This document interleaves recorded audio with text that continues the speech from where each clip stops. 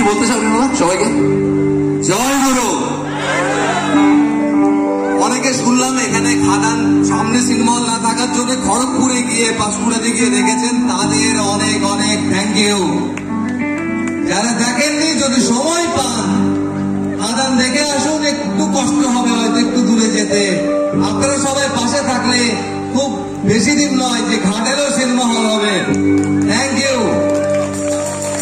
দেবদার কাছে অনেক শুনেছি ঘাটালবাসীর কথা, ঘাটালের মানুষজনের কথা, তার মধ্যে কিছু মানুষজনের সঙ্গে আমার আগের থেকে আলাপও হয়েছে, তাদের দেখেছি, তাদের উষ্ণ অভ্যর্থনাও পেয়েছি, এবং আসার পর থেকে আপনারা যেভাবে ওয়েলকাম করেছেন তার জন্য থ্যাংক ইউ।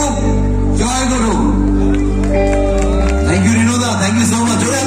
ফিল্ম ইন্ডাস্ট্রি, তো যে মানুষটার জন্য আজকে রিনোদাও এখানে, আমিও এখানে, তাকে দুনিয়া সুপারস্টার হিসেবে চেনেন, আমাদের কাছে বড় দাদা।